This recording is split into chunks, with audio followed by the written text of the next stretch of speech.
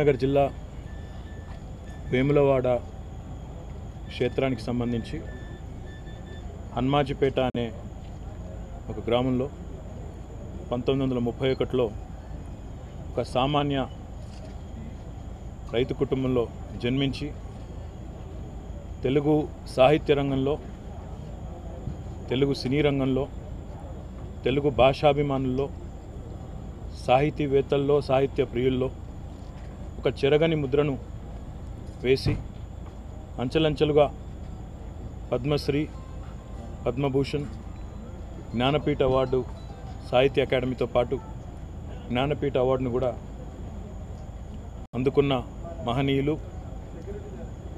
తెలుగు సాహిత్య రంగంలో, తెలుగు కవుల్లో ఒక మహోన్నత శిఖరం లాంటి అత్యున్నతమైన వ్యక్తిత్వం కలిగిన, అభ్యుదయ భావాలు, సామాజిక స్పృహ కలిగిన గౌరవనీయులు డాక్టర్ సి నారాయణ రెడ్డి గారు ఈరోజు ఉదయమే పరమపదించినారనే వార్త అందరినీ కూడా శోకార్తులను చేసింది.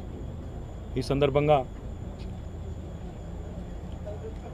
రాష్ట్ర ప్రభుత్వ పక్షాన గౌరవ ముఖ్యమంత్రి గారు జగదీష్ రెడ్డి గారిని, నన్ను, శ్రీనివాస్ యాదవ్ గారిని, చందులాల్ గారిని, అందుబాటులో ఉన్న మా మంత్రివర్గ సహచరులందరినీ కూడా ఆ మహనీయుడికి నివాళులు అర్పించాల్సిందిగా, పూర్తి అధికార లాంఛనాలతో అన్ని ఏర్పాట్లు చేయాల్సిందిగా కూడా వారు ఆదేశించడం జరిగింది. తప్పకుండా ఆ మహనీయుడి లోటును, వారి లేని లోటును తీర్చే పరిస్థితి ఎవరికీ ఉండదు. వారి స్మృతిలో ఏం చేయాలనేది తప్పకుండా గౌరవ ముఖ్యమంత్రి గారు నిర్ణయిస్తారు. ఎందుకంటే వారు సహజంగానే సాహిత్య ప్రియుడు, సినారే గారికి గొప్ప అభిమాని. వారు స్వయంగా ఈ మాట కూడా గతంలో వారితో కలిసి పాల్గొన్న సభల్లో కూడా చెప్పడం జరిగింది. మరి అలాంటి మహనీయుడు లేని లోటుని ఎవరూ తీర్చలేని ఈ పరిస్థితిలో ఇది కేవలం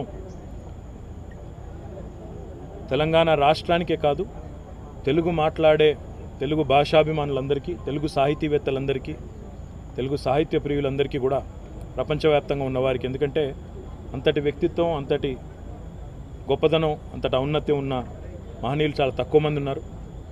ఒక సుదీర్ఘమైన చరిత్ర, దాదాపు గడిచిన ఈ 86 ఏళ్లలో సుదీర్ఘకాలం వారు పూర్తి స్థాయిలో, ఈరోజు ఉదయం కూడా ఇప్పుడే మిత్రులు చెప్తా ఉన్నారు, ఒక తెలుగు దినపత్రికలో ఈరోజు కూడా వారి ఒక కవిత ప్రచురణ జరిగిందని, ఈరోజు కూడా జరిగిందని చెప్తా ఉన్నారు.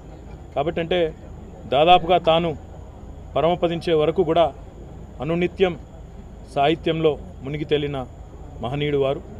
వారి ఆత్మకు శాంతి చేకూరాలని, శోకార్తులైన వారి కుటుంబ సభ్యులు మొత్తం కూడా, వారందరికీ కూడా మరి మా తరపున, అందరి తరపున కూడా ప్రగాఢమైన సానుభూతిని, సంతాపాన్ని తెలియజేస్తూ అన్ని రకాల ఏర్పాట్లు ప్రభుత్వ పరంగా జగదీష్ రెడ్డి గారు చెప్పినట్టు గౌరవ ముఖ్యమంత్రి గారి ఆదేశం మేరకు చేయడం జరిగింది. తప్పకుండా వారికి అన్ని రకాలుగా కూడా గౌరవ స్థానిక శాసనసభ్యులు అందరం కూడా ఉండి అన్ని రకాలుగా కూడా ఏ రకంగా కూడా గౌరవానికి లోటు రాకుండా చూసుకుంటామని చెప్పి తెలియజేస్తాం.